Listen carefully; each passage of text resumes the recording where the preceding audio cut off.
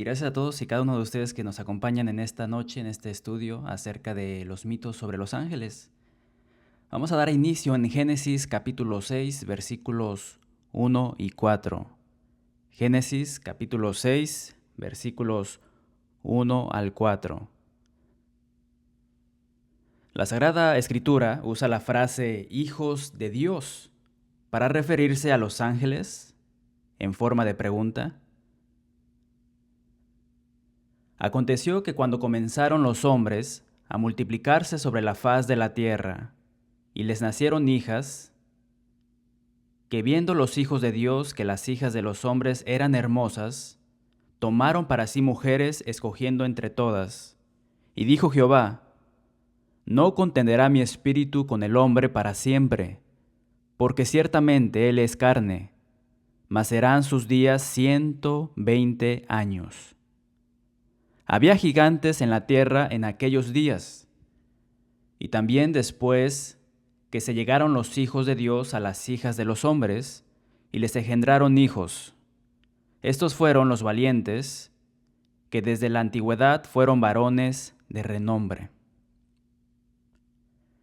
Bien, algunos maestros de la Biblia sugieren que la frase hijos de Dios se refería a los ángeles. Pero, ¿es eso lo que enseña la Biblia? Pues bien, hoy vamos a descubrir y vamos a darle respuesta a esa pregunta. Contextualmente, el primer problema al equiparar a los hijos de Dios con los ángeles es que los hijos de Dios son los que inician el mal al tomar para sí mujeres escogiendo entre todas. Sin embargo, encontramos que los hombres y no los ángeles son reprendidos. La Escritura claramente dice: no contenderá mi espíritu con el hombre para siempre. Aunque los ángeles pueden aparecer en forma humana, son espíritus y no tienen cuerpos humanos equipados para la procreación. Los ángeles malvados han cometido malas acciones, pero esta no es una de ellas. Burton Kaufman añade lo siguiente, cito: Solo hay dos clases de ángeles, los santos ángeles y los ángeles de Satanás, es decir, ángeles caídos, y ninguna de las clases se pudo ver aquí. Los santos ángeles no habrían inducido a los hombres a pecar, y los ángeles caídos, en 1,000,000 de años, nunca habrían sido designados por el Espíritu Santo como los hijos de Dios.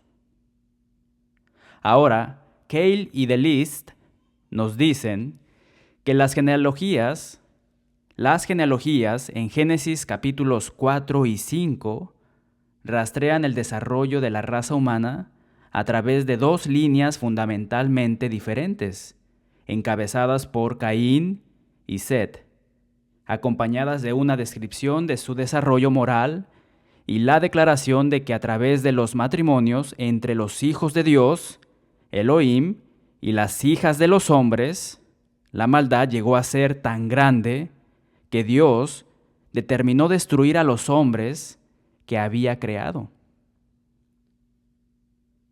Esta descripción se aplica a toda la raza humana y presupone la relación o matrimonio de los cainitas con los setitas. Desde los primeros tiempos se han sostenido 3 puntos de vista diferentes sobre este tema. Los hijos de Dios son considerados como A, los hijos de príncipes, B, ángeles, y C, los setitas u hombres piadosos. Y las hijas de los hombres como hijas A, de personas de las clases inferiores, B, de la humanidad en general, C, de los cainitas o del resto de la humanidad en contraste con los piadosos o los hijos de Dios. Pero bien, de estos 3 puntos de vista, el primero, aunque se ha convertido en en el tradicional del judaísmo rabínico ortodoxo, puede ser descartado de inmediato por no estar justificado por los usos del lenguaje y por ser totalmente antibíblico. El segundo puede defenderse por el hecho de que los hijos de Dios, en forma de nota, en Job capítulo 1, versículo 6, Job capítulo 2, versículo 1, Job capítulo 38, versículo 7, y en Daniel capítulo 3, versículo 25, son ángeles. Aparte del contexto y el tenor del pasaje, estos dos puntos nos llevarían a considerar a los hijos de Dios como ángeles, a diferencia de los hombres y las hijas de los hombres. Pero esta explicación solo puede afirmarse como la correcta siempre que el lenguaje mismo no admita otra. Ahora, ese no es el caso, porque no es solo a los ángeles a quienes se aplica el término hijos de Elohim. Pero en Deuteronomio capítulo 32 y versículo 5, Deuteronomio capítulo 32 y versículo 5, los israelitas son llamados hijos de Dios. Y Oseas capítulo 1, versículo 10, Oseas capítulo 1, versículo 10,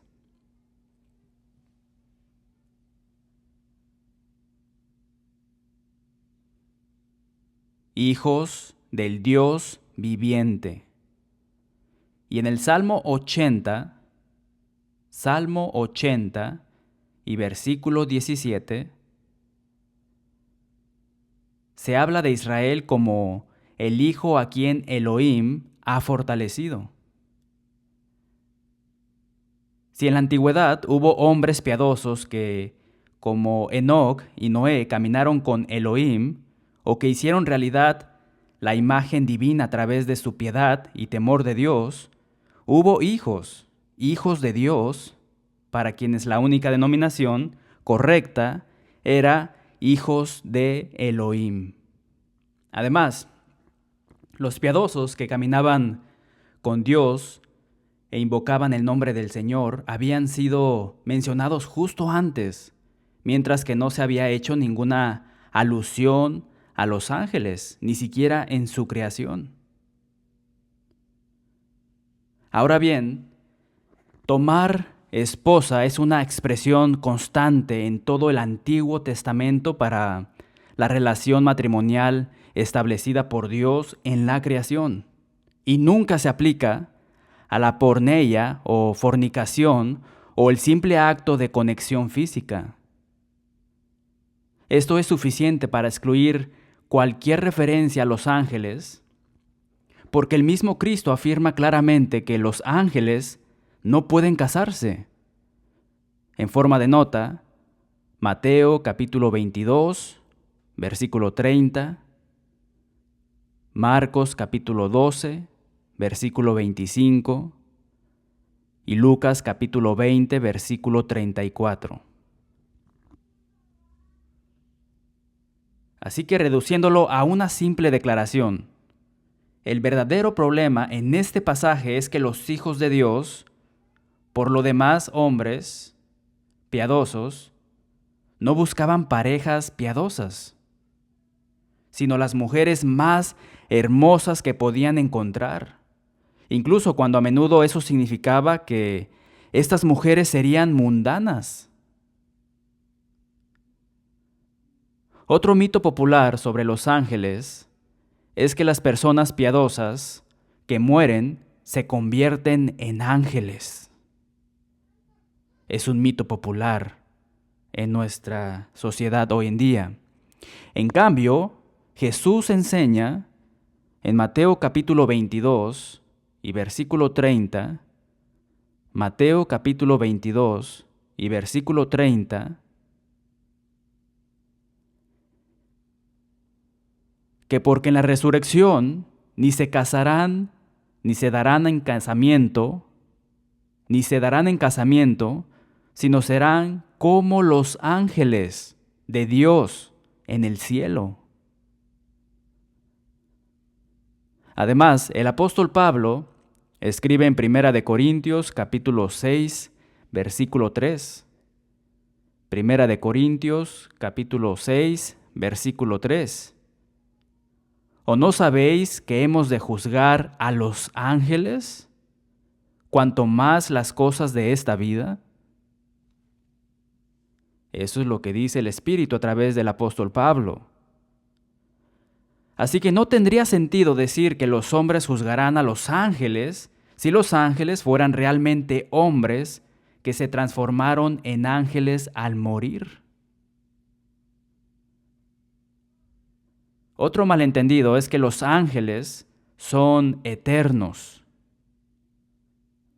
Los ángeles, de hecho, son seres creados, según Colosenses capítulo 1, versículo 16.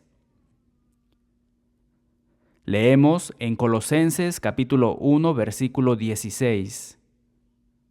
Porque en Él fueron creadas todas las cosas, las que hay en los cielos y las que hay en la tierra, visibles e invisibles, sean tronos, sean dominios, sean principados, sean potestades, todo fue creado por medio de Él y para Él. Tronos, dominios, principados y potestades se refieren a diferentes rangos de seres angelicales.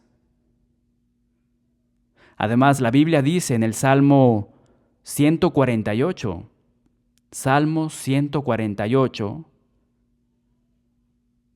y versículos 2 y 5. Alabadle, vosotros todos sus ángeles, alabadle, vosotros todos sus ejércitos. Versículo 5. Alaben el nombre de Jehová, porque Él mandó y fueron creados.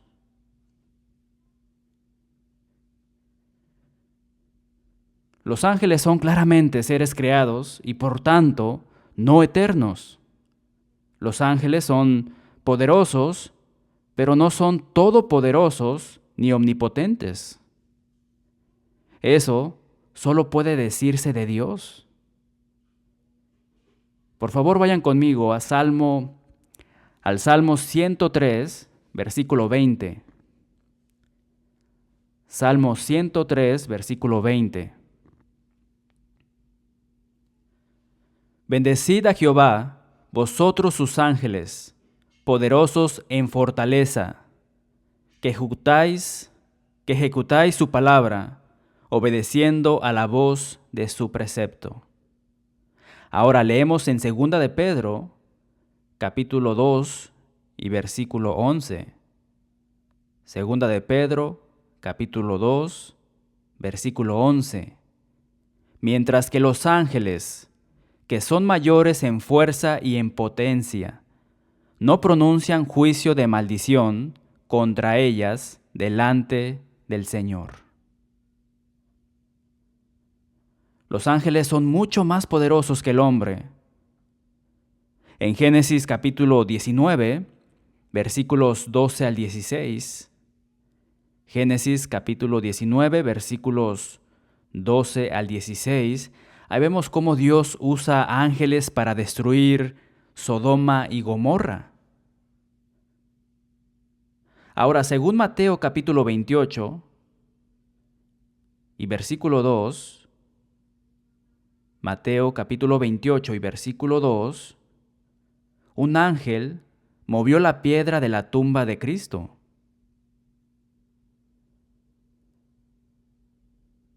En forma de nota, en Hechos capítulo 12, un ángel entró en una prisión cerrada y liberó a Pedro. En forma de nota, en Hechos capítulo 12, versículo 23, leemos que un ángel mató a Herodes de una manera espantosa. Y en forma de nota, en Reyes, en Segunda de Reyes capítulo 19, versículo 35, Un ángel tiene poder para matar a 185,000 asirios. 185,000 asirios sin ninguna palabra de daño o fatiga.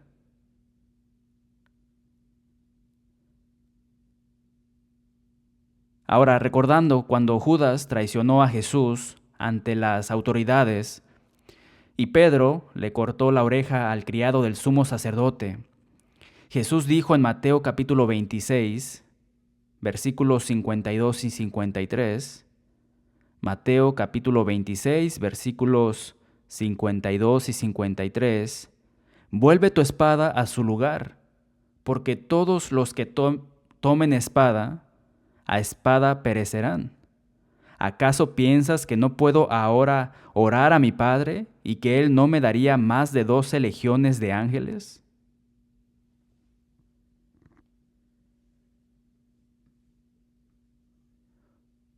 Es interesante, hermanos y amigos, porque una legión romana constaba de 6,000 soldados de pie, por lo que 12 legiones serían 72,000 ángeles que responderían al chasquido de los dedos de Jesús.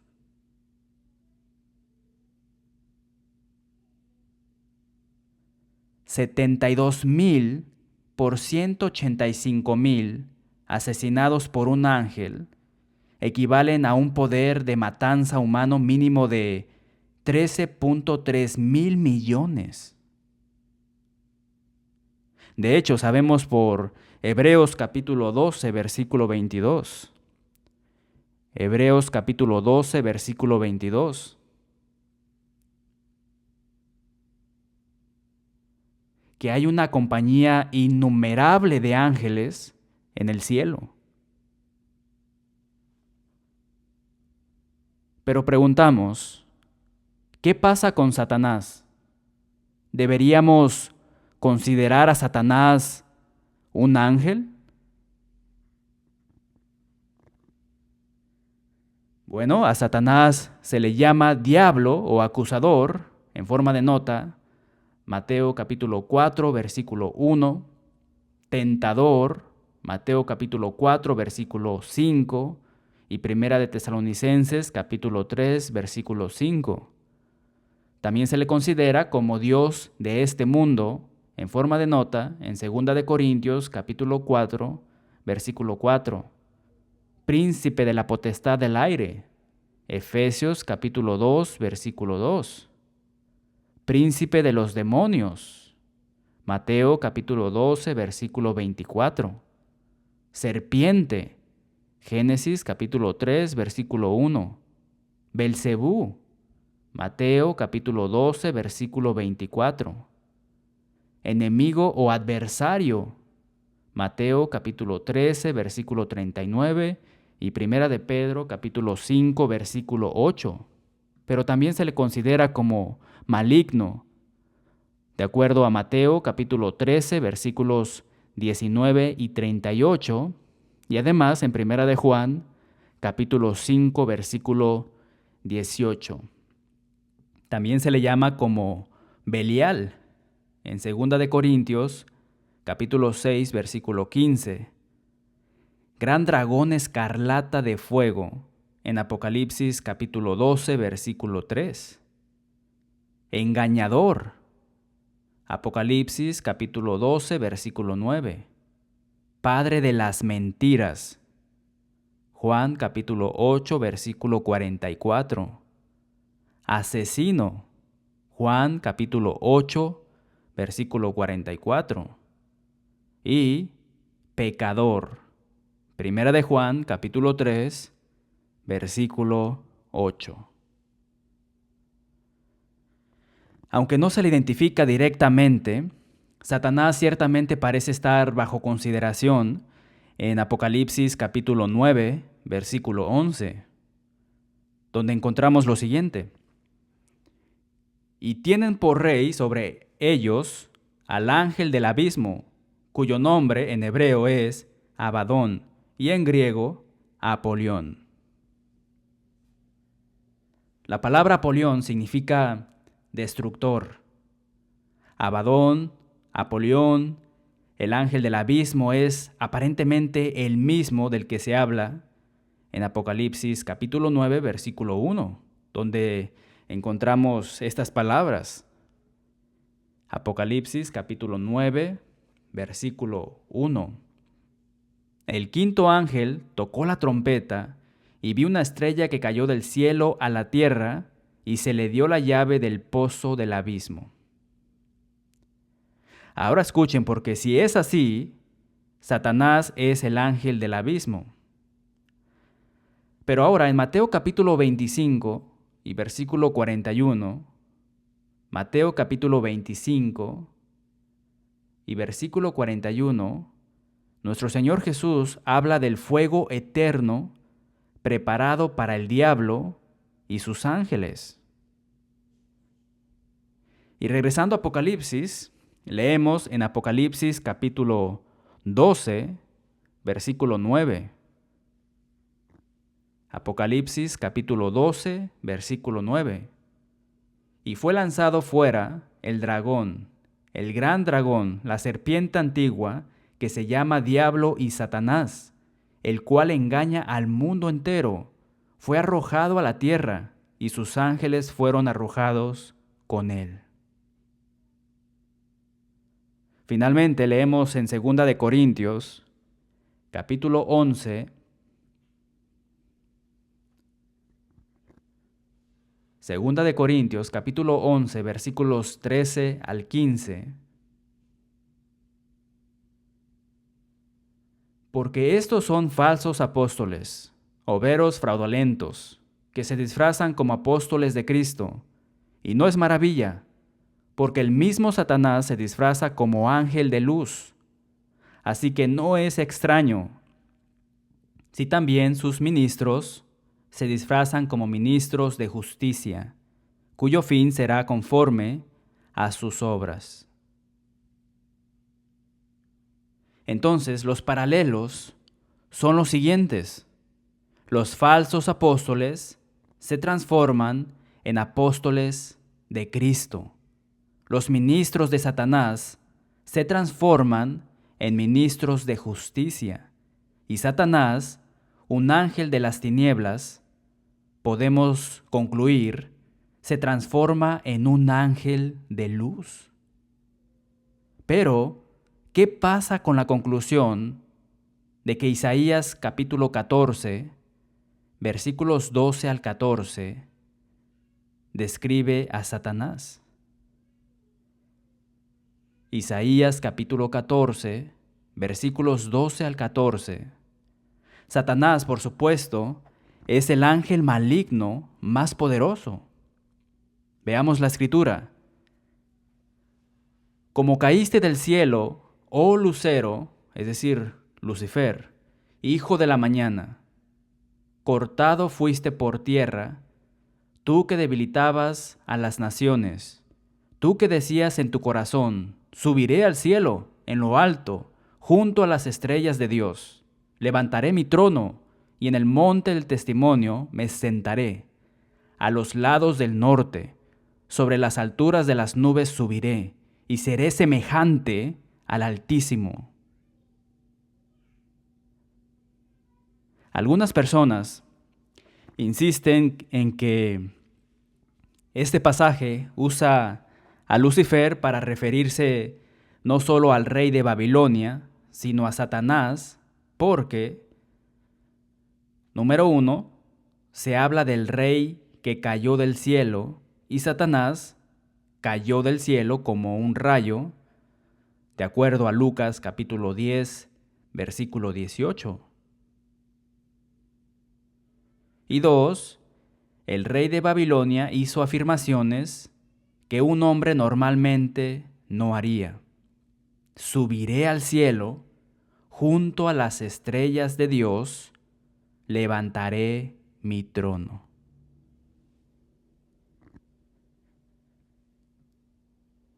Si bien estas afirmaciones grandiosas son inusuales, recuerden que no era raro en la antigüedad que reyes y emperadores hicieran afirmaciones muy exageradas como si fueran ellos mismos deidad. Por ejemplo, el rey mesopotámico Naram Sin afirmó la divinidad en el año 2200 a.C. El pueblo de Egipto consideraba a los faraones dioses. Las ciudades de Asia Menor llamaban al gobernante Seleucida Antíoco II, lo llamaban Teos o Dios.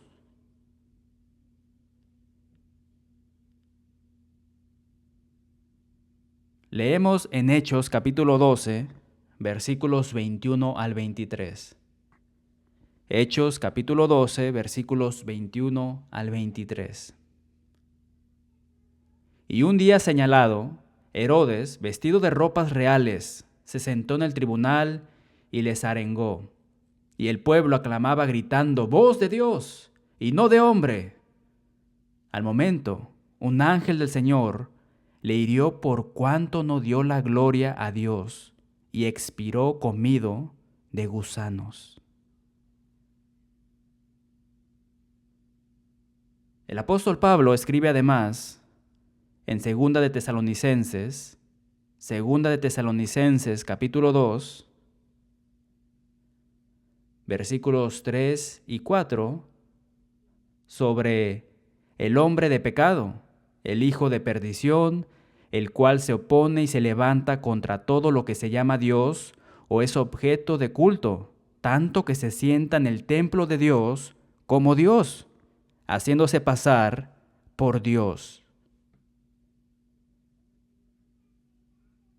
Pero tengan en cuenta también que en Isaías capítulo 14 y versículo 5, Isaías capítulo 14 y versículo 5, este pasaje se presenta como un proverbio contra el rey de Babilonia. Un proverbio contra el rey de Babilonia. Un pasaje proverbial es poético y no debe verse de la misma manera literal que uno leería un simple pasaje doctrinal o histórico. Noten también en Isaías 14, 16, Isaías capítulo 14 y versículo 16, que a este rey se le llama varón, que ya no atormenta ni aterroriza al hombre.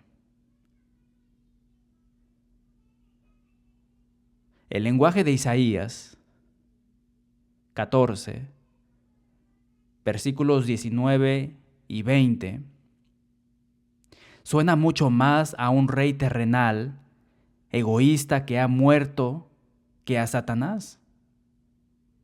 Escuchen lo siguiente, la Escritura dice: «Pero tú echado eres de tu sepulcro como vástago, abominable, como vestido de muertos, pasados a espada, que descendieron al fondo de la sepultura, como cuerpo muerto hollado.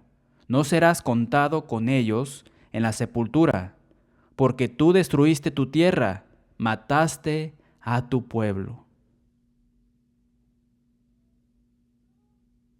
Difícilmente Satanás parece tan vulnerable como alguien que todavía puede ganar ventaja alguna sobre nosotros, como lo está escrito en 2 de Corintios capítulo 2, versículo 11. 2 de Corintios capítulo 2, versículo 11. Y todavía Satanás parece tan vulnerable como alguien que, como león rugiente, anda alrededor buscando a quien devorar. 1 de Pedro, capítulo 5, versículo 8. 1 de Pedro, capítulo 5, versículo 8. Amados, Satanás será derrotado y desterrado al lago de fuego, pero eso no ha sucedido todavía y ciertamente no había sucedido en los días de Isaías. Apocalipsis capítulo 20 y versículo 10. Apocalipsis capítulo 20 y versículo 10. La Escritura nos dice: «Y el diablo que los engañaba fue lanzado en el lago de fuego y azufre, donde estaban la bestia y el falso profeta, y serán atormentados día y noche por los siglos de los siglos. ¿Y qué podemos decir? Qué glorioso será ese día. Qué tranquilidad nos da en avance saber esto. Pero ahora, ¿qué pasa con Ezequiel capítulo 28, versículos 11 al 19? Ezequiel capítulo 28, versículos 11 al 19.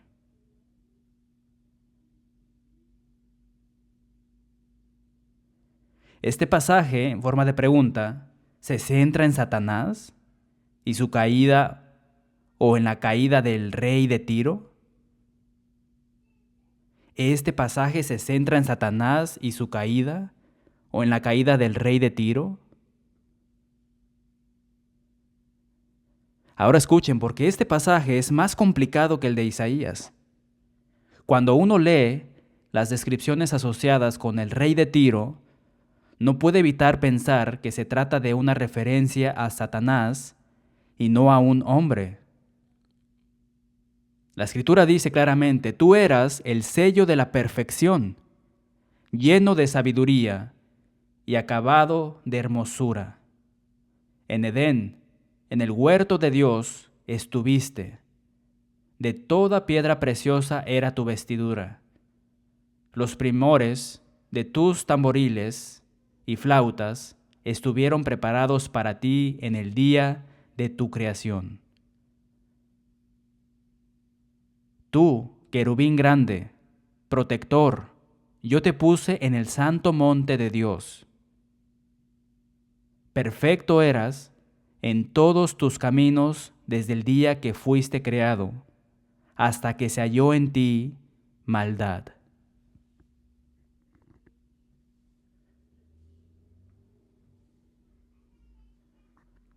Tomando este lenguaje al pie de la letra y asumiendo que el príncipe de Tiro, anteriormente en el capítulo, y el rey de Tiro aquí, se refieren a individuos diferentes, uno asumiría que se está considerando a Satanás.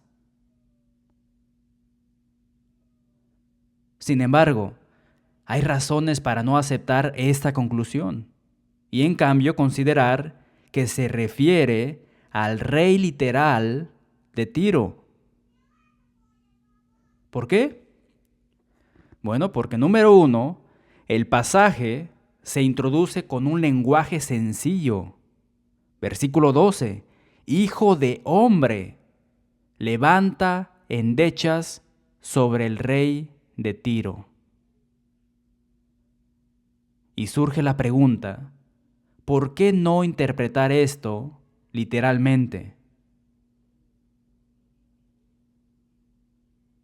Si tomamos la referencia inmediatamente anterior, en el mismo capítulo, al príncipe de Tiro como dirigida al mismo individuo, ciertamente parece un hombre. Pero número 2, noten cómo la referencia anterior al príncipe de Tiro sirve como una perfecta introducción al mismo individuo. Ezequiel capítulo 28, versículos 2 al 5. Ezequiel capítulo 28, versículos 2 al 5. Por cuanto se enalteció tu corazón, y dijiste, yo soy un Dios, en el trono de Dios estoy sentado, en medio de los mares, siendo tú hombre y no Dios, y has puesto tu corazón como corazón de Dios. He aquí que tú eres más sabio que Daniel, no hay secreto que te sea oculto. Con tu sabiduría y con tu prudencia has acumulado riquezas, y has adquirido oro y plata en tus tesoros. Con la grandeza de tu sabiduría, en tus contrataciones, has multiplicado tus riquezas, y a causa de tus riquezas se ha enaltecido tu corazón. Número 3. Este lenguaje establece el lenguaje satírico aplicado al rey de Tiro unos versículos más tarde. Y número 4. Aún hablando con el príncipe de Tiro, el Señor deja claro que esta referencia es a un hombre. Veamos los versículos 9 y 10 en Ezequiel capítulo 28. Versículos 9 y 10. ¿Hablarás delante del que te mate, diciendo, yo soy Dios? Tú, hombre eres, y no Dios, en la mano de tu matador. De muerte, de incircuncisos, morirás por mano de extranjeros, porque yo he hablado, dice Jehová el Señor. Número 5, a continuación, observen que el vínculo entre el príncipe y el rey de Tiro, versículos 5 y 16, el comercio también figura como la causa fundamental de la caída del rey de Tiro. Aquí en Ezequiel capítulo 28, versículos 16 y también en el versículo 18. Es difícil reconciliar el comercio como defecto crucial con Satanás, pero encaja perfectamente con un gobernante en un puerto comercial clave. Número 6. Las siguientes palabras describen apropiadamente a un rey deshonrado mucho mejor que a Satanás. Versículos 17 al 19. Yo te arrojaré por tierra, delante de los reyes te pondré, para que miren en ti. Y te puse en ceniza sobre la tierra a los ojos de todos los que te miran. Todos los que te conocieron de entre los pueblos se maravillarán sobre ti. Finalmente, si bien podemos y debemos resistir al diablo, de acuerdo a Santiago capítulo 4, versículo 8. Santiago capítulo 4, versículo 8. En las Escrituras, los hombres reprenden a los hombres, pero nunca a los ángeles ni al diablo. De hecho, leemos en Judas versículo 9, Judas 9, que incluso el arcángel Miguel contendía con el diablo, disputando con él por el cuerpo de Moisés, no se atrevió a proferir juicio de maldición contra él, sino que dijo, el Señor te reprenda. Y bien, amados hermanos y amigos, este ha sido el tema. Muchísimas gracias por su atención y por la gran oportunidad que se ha brindado para exponer este tema, la segunda parte sobre los ángeles.